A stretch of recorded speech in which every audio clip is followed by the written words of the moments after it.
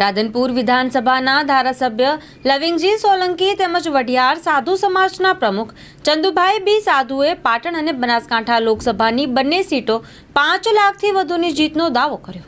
અમારા કેન્દ્રના શીર્ષસ્વ નેતૃત્વને ખૂબ ખૂબ અભિનંદન આપું છું। મોદી સાહેબ, જેપી નડ્ડા સાહેબ, અમિત શાહ સાહેબ અને આપણા ગુજરાતના અધ્યક્ષ આદરણીય શંકરભાઈ ચૌધરી સાહેબને ખૂબ ખૂબ આભાર માનું છું કે અમારા લોકલાડીલા એ પાટણના સાંસદ આદરણીય ભરતસિંહ સાહેબને જે રિપીટ કર્યા છે એ વતી એમનો અને હું આ રાધનપુર અને આખા પાટણ જિલ્લા વતી અને બનાસકાંઠામાં બેન શ્રી રેખાબેનને જે ટિકિટ આપી છે એ ખૂબ જ હું હર્ષની લાગણી અનુભવું છું અને બંને સંસદ સભ્યોને 5 લાખથી વધારે મતે અમે બંને જિલ્લાના આગેવાનો એક સાથે મળીને જીતાડશું। કારણ કે 2024માં ફરી એ મોદી સાહેબની સરકાર બનવાની છે એ નિશ્ચિત છે અને ભાજપનો આખા ભારતમાં ભગવો લહેરાવાનો છે, જય જયકાર થવાનો છે।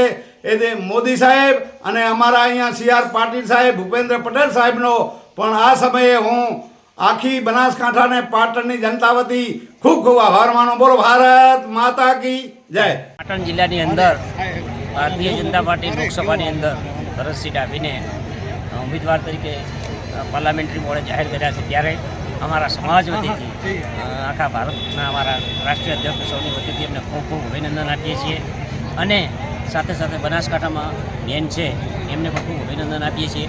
જ્યાં જ્યાં ભારતીય જનતા પાર્ટીને જરૂર પડશે ત્યાં અમારો સમાજ ખડા પગે ઊભો રહેશે અને છીએ અને રહેશું। કારણ કે રામ ભગવાનની જે વાત આખા દુનિયામાં ચાલી રહી છે, વિશ્વની અંદર ચાલી રહી છે, એ રામ ભગવાનની અંદર પહેલાં જો કોઈ સમાજ ઊભો હોય તેમાં રામાનંદી સાથે સમાજ છે। એટલે અમને રામાનંદી એ કહેવામાં આવે છે કે રામ ભગવાનના સેવક। અને જ્યારે અમે રામ ભગવાનના સેવક હોય, માનનીય પ્રધાનમંત્રી અમિત શાહ આટલા મોટા કાર્ય કરી રહ્યા હોય ત્યારે અમારી તો ખૂબ જ ફરજ થઈ પડે છે આ કામ કરવાની। બસ।